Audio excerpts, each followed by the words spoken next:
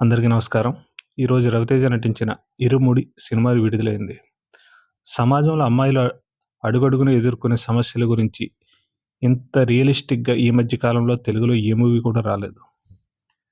అమ్మాయికి సమస్య వచ్చి చెప్పుకుంటున్నప్పుడు సమాజం ఏమనుకుంటుందని అమ్మాయి నోరు నొక్కేయకుండా, మనమే సమాజం కదా అని ఆ అమ్మాయి వైపు నిలబడి అమ్మాయికి ధైర్యం చెప్పాలి అనేది ఈ 'ఇరుముడి' కథ.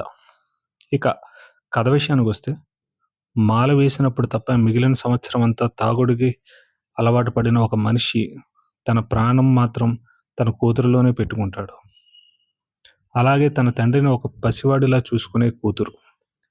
తన కూతురు చుట్టూ ఏం జరిగినా వచ్చి తనకు చెప్పాలి అని తన కూతురికి నేర్పాడు. అలాగే కూతురు కూడా తన చుట్టూ ఏం జరుగుతున్నా వెంటనే తండ్రికి చెప్పాలి అని అనుకుంటూ ఉంటుంది. తను నేర్పించిన ఈ విషయం వలన తన కూతురు ఎలాంటి పరిస్థితులు ఎదుర్కొంది అని చెప్పే సినిమానే ఈ 'ఇరుముడి' సినిమా. తండ్రి అనేవాడు కూతురికి ధైర్యం అవ్వాలి గాని భయం కాకూడదు అని చెప్తుంది ఈ సినిమా. ఇక నటీనటుల విషయానికొస్తే, ప్రియా భవాని ఈ సినిమాలో ఎక్కడా మనకొక హీరోయిన్‌లా కనిపించదు. ఒక భార్యలా, ఒక తల్లిలా అద్భుతంగా నటించింది ఆవిడ. సాయి కుమార్‌ది కూడా చాలా మంచి క్యారెక్టర్. ఇక మెయిన్ క్యారెక్టర్స్ నక్షత్ర. ఈ సినిమాకి ప్రాణం అమ్మాయి నటనే. ఆ అమ్మాయి ఎంత ఇన్నోసెంట్‌గా నటించిందో అంతే అద్భుతంగా సెంటిమెంట్ కూడా పండించింది. రవితేజ, నక్షత్ర మధ్య బాండింగ్ చాలా అద్భుతంగా ఉంది. ఈ సినిమాకి ఆవిడే ప్రాణం అని మనం చెప్పుకోవాలి. ఇక దర్శకుడు శివనిర్వాణ. తెలుగులో ఇంత అద్భుతమైన క్రైమ్ స్టోరీని తీయడం చాలా కష్టం. ఈ సినిమాకి అతిపెద్ద plus point gripping screen play. Screen play ఎక్కడ అటు ఇటు ఒక్క సెకన్ కూడా కాలేదు. ఆ స్క్రీన్ ప్లే తోటి సినిమాని నిలబెట్టాడు. Hats off to శివనిర్వాణ.